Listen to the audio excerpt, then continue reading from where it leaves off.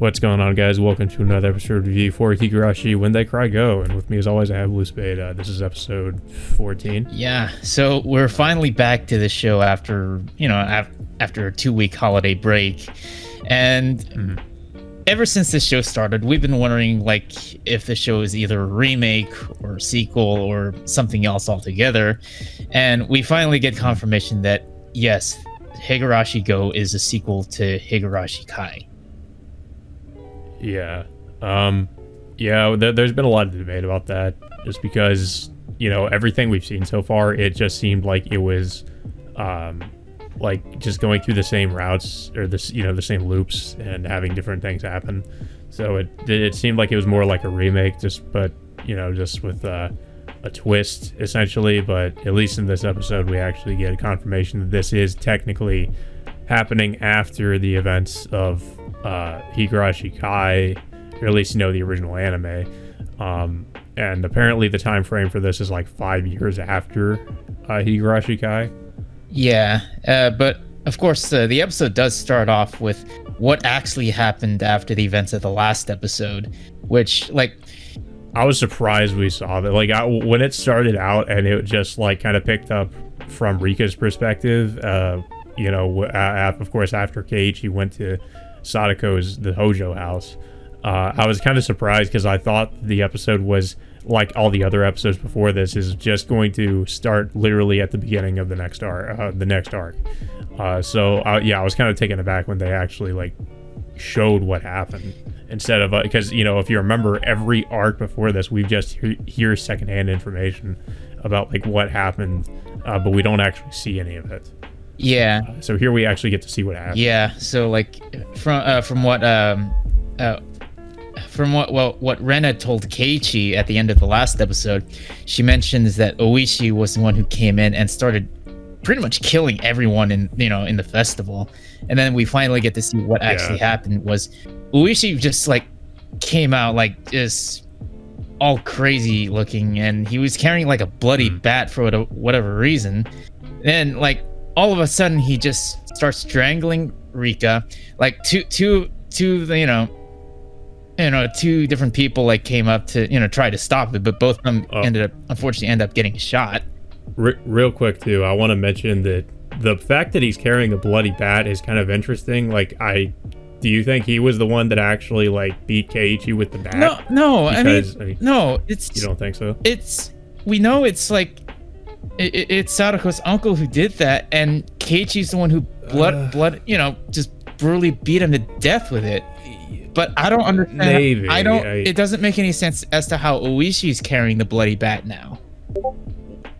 Yeah, I just don't know. I mean, it's possible Keiichi could have been hallucinating too. I think we also need to take that into consideration, that it might not actually have been the uncle. It could have been somebody else, but maybe Keiichi might have had the syndrome.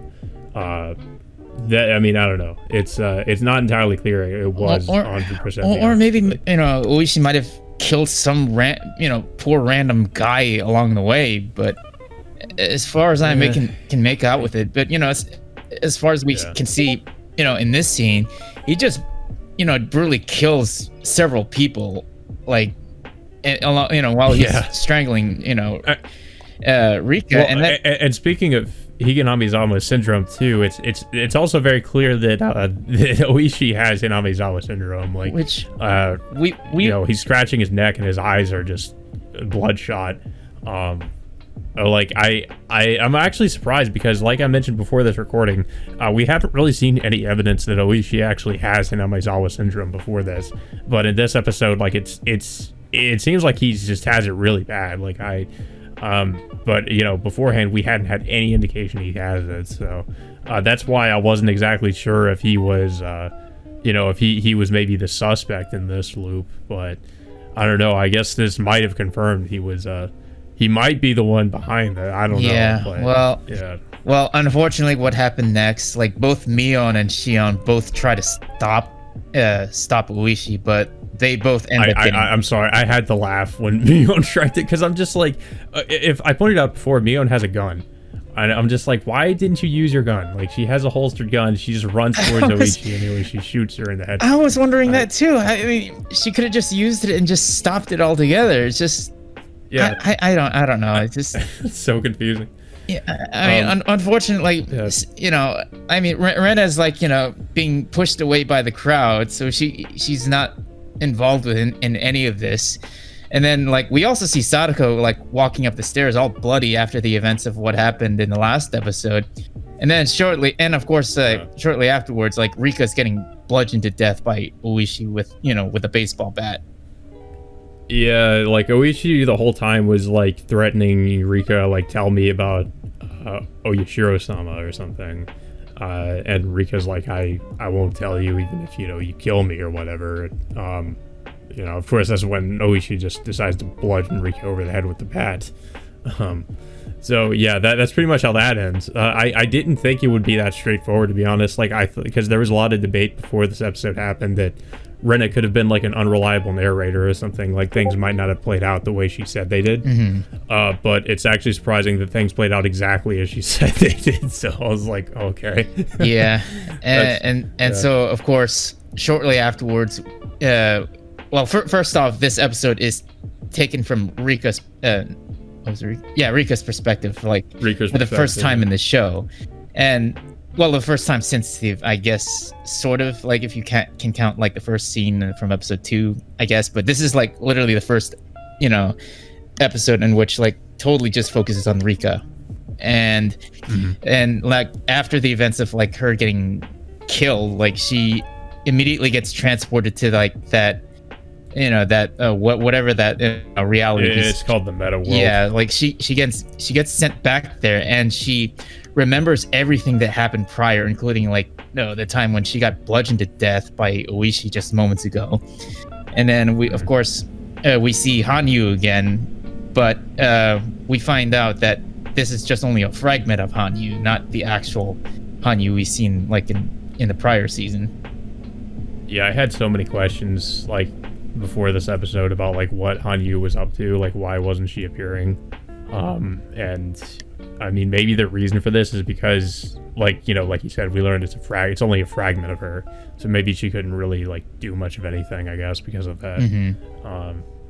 But yeah, like, we kind of, and we also basically get confirmation that, of course, every time Rika would bring aside Keiichi and, like, give him advice on something, that it was her basically trying to steer that arc in a different direction to, hopefully to get a different outcome. But she said, every time, of course, she tried to do that it pretty much ended the same way, which has pretty much been the complaints that some, people watching the show have had, that it's different, she would try to steer things in a new direction or a different direction, but it would still end the same, pretty much the same way. So, of course, she's just distraught about that because, as much as she tried to change things, nothing really changed. Yeah.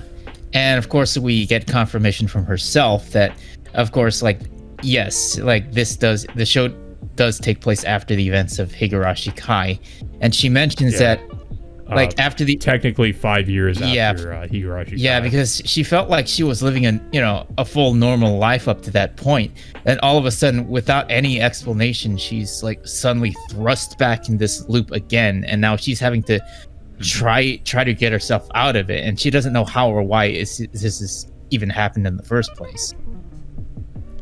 Yeah, I mean, it's funny because, like, I feel like Rika's kind of like the audience because we're in the same boat. Like, we don't know what's happening. We don't know why it's happening. Because, I mean, we the whole time we've been asking, like, why is this happening again? Yeah, and I'm still interested in, like, the reason for that, honestly. Like, I'm guessing it's probably going to be at the end of the series when we'll finally get the answer to that. Like, who's behind all this? Why are they doing it? Yeah, I mean, we do know, like, who was the cause of this, in prior seasons, but I don't know if it's either the same antagonist we saw back in Kai or if it's something else entirely. Because yeah, I mean, I feel like it would have to be like a new antagonist. I mean, if they did the same antagonist again, I mean, because, really, like, she kind of a lot of the problems she had, the reason she was doing all what she was doing, I feel like kind of got resolved in Higurashi Kai. So it's like, why is she doing it again? Like, it just wouldn't really make a lot of sense to me. Like, it would make more sense if this was just a new antagonist, whoever that may be. Yeah, and not to mention, like, you know, how certain things are being changed drastically even without Rika's involvement. I mean, like, for example, Oishi getting Hinamizawa syndrome out of nowhere, like, for one thing. So did something else happen that, you know, that is changing the outcome, or I could speculate that there might be another looper in the timeline that Rika's not aware of.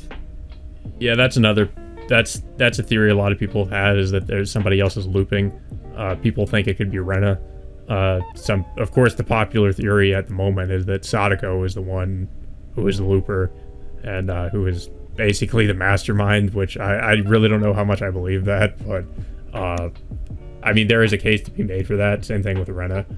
So, but I don't know why Rena would be behind this. So that doesn't really make sense. Yeah, but yeah, so it eventually gets to the point where, like, you know, Rika's like literally just losing her mind and just losing hope at this point, just having to constantly do this over and over and over again, and then like she basically just, you know, held on because she was relying on Hanyu the majority of the time, but because like Hanyu's not technically fully there anymore, like there's only a fragment of her, like there's only, you know, like she only had a limited amount of time left before she finally ends up disappearing in front of her, and then this just leads Rika to just, like, you know, just start panicking at that point, but not before, like, you know, this version of Hanyu tells her that there's a sword that she can use that can be used to kill loopers, you know, in no matter which timeline they're at. So this gives, like, you know, Rika some an idea, or maybe some kind of hope as to how that'll go around. But it's just, you know, she's just like at least mentally broken at this point. And you know, well, that and it also carries over into the next arc. And then like shortly afterwards, Rika just immediately wakes up, and she just, you know, of course she wakes up, you know, to a brand new timeline again, and then, you know, starting off like, you know, same morning helping like Sadako out with breakfast, and then at one point she nearly tries to slit her throat with a kitchen knife before she ends up stopping before, you know, Sadako's before she's stopped by Sadako, you know, without even realizing it. And then of course they go back to school. Well, no, actually before that, she tells Sadako that she's planning on going somewhere for the time being, but of course Sadako just convinces her, you know, that they need to do something at the school for now, and then they'll try to figure out later. And then, so they all meet, you know, with all the other guys at the school, and then so of course Rika like suggests that, you know, they play a game of hide and seek, like, and the rules, like, they have to look all over town for her. And then like before, and of course, like as soon as the game starts, she tells them that, you know, there's no way you can find me at this point. And then, you know, she just basically just disappears for the time being. And then like all the other, you know, guys just, you know, look around town trying to look for her, and they have trouble doing so.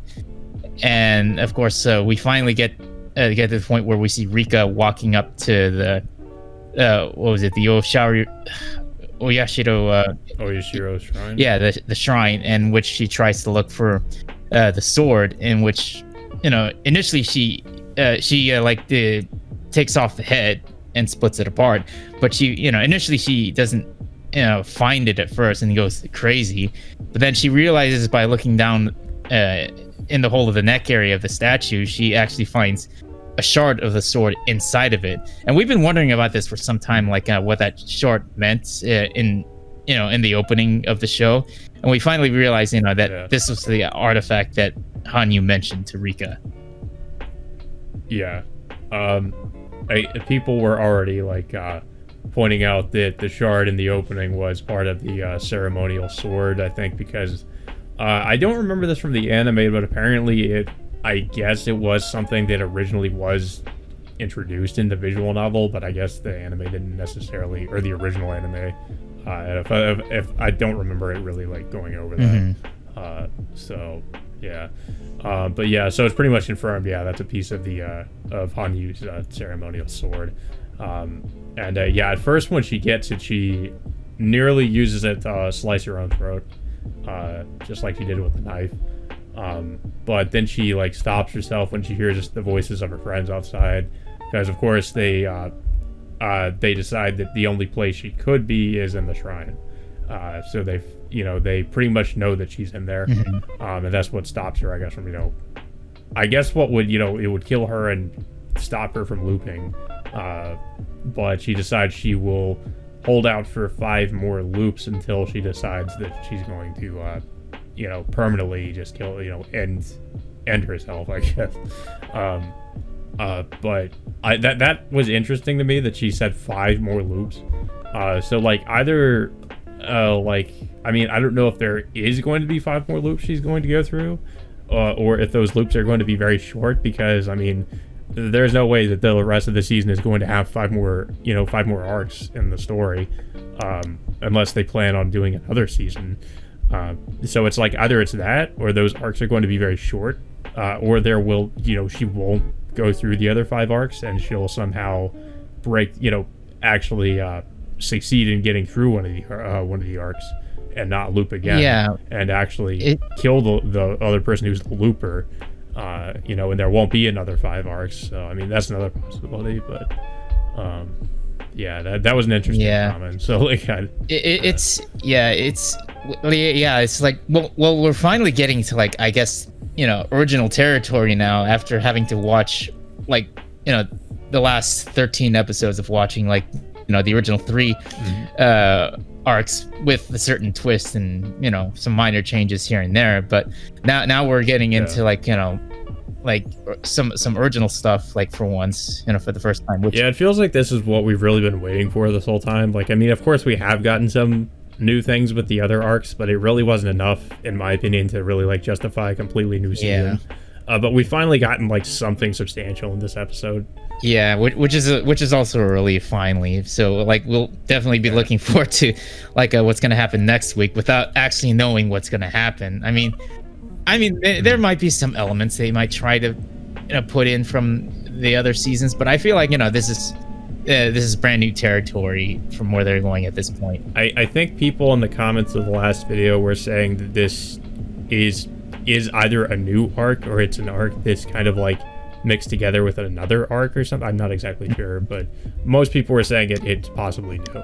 So and that's what I thought, because like I said, I'd never heard of this arc before in Higurashi, because I even looked at the wiki and I did not see this arc listed in like the original visual novel, or from the anime. Yeah, this is completely brand new from what I can tell. Unless I could be wrong, if they did something, if they adapted a similar arc from for next week's episode. But for right now, this looks like this is brand new stuff they're putting in. Yeah.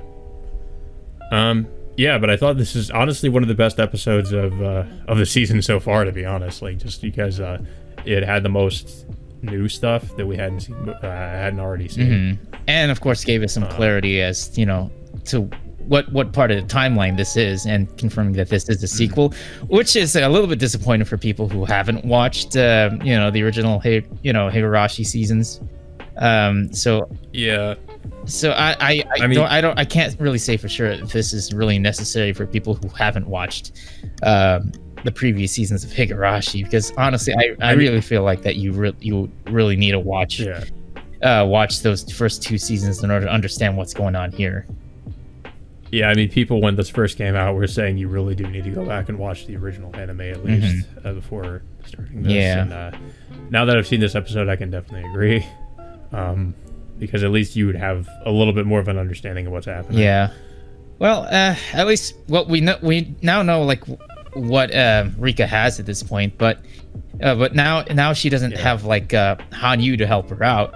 But there is one other person that she could rely on, which is of course Keiichi. I mean, for one thing, we can point out that he survived like the past 3 loops, like. And then, of course, like, he gets the offhanded information of what happened to everyone else other than him. So it's possible that, like we've seen this before from Keiichi in previous seasons. He was able to get, obtain some memories from previous loops that he went through. So it's possible that Keiichi will, go through the same thing, including like seeing some visions of, different things he's done before in other loops, possibly. So I guess like Rika will eventually have to go back to Keiichi and like in some form or some way, and like getting his help on how to beat the loops again. Yeah, that makes sense because, like you said, Keiichi is the one that is the only person so far that we know of that seems to remember what happened in previous loops. The only other person I could think of is possibly Rena could be too, but we haven't really seen too much evidence of that. But it would be interesting if all of them started to remember stuff too, and they like actually started to figure out what's going on. Like that would be an interesting twist. But I don't know. I kind of expect, it seems like the rest of this is going to play out similarly to Higurashi Kai, where it is going to be taking place from, Rika's perspective. So that'll be a good change of pace too, because everything so far had been taking place from Keiichi's perspective. So we're finally going to see things from Rena's perspective this time, I guess. You mean Rika's perspective? Sorry.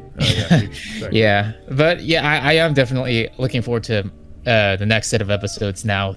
Now that we're not having to relive all the previous loops that we've seen in other seasons. So now we'll finally get to see some new stuff. Maybe, I don't know, like they might introduce like some of the new characters, like from, I don't know, Umineko, like you speculated in previous reviews we've done. So I mean, we don't know. I don't know. Like I think it's pretty. I'm pretty certain that the building we see in the opening is probably the school that the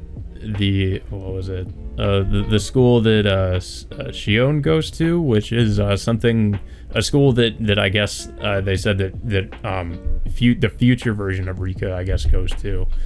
So that's why they showed it.